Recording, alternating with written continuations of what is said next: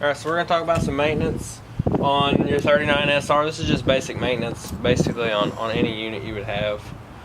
First and foremost, your slide seals here, wiper seals.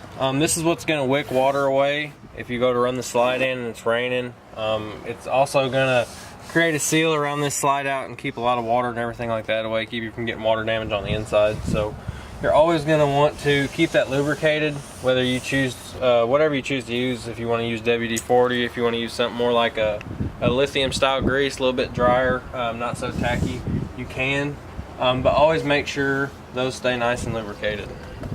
As well as these tracks down here, if you can get in the video, you got these big long tracks. You always want to spray something on them, just to keep them nice and lubricated.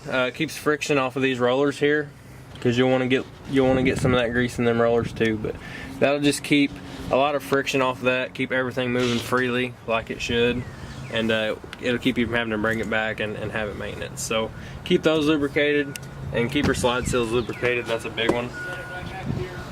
Every 3 months, 6 months, get up on the roof. You can do a visual check, make sure all the lap sealant, which is going to be around all your vents, skylights, all that, make sure all the lap sealant's good, make sure that there's no cracks or anything in it.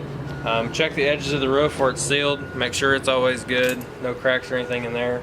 And then just give it a visual check. If you see anything you don't like, you can use lap sealant just to patch anything until you can get it into us. But always do a visual check. It's better to catch something before it gets real bad. So also, you can do a visual check on your silicone around all the slides.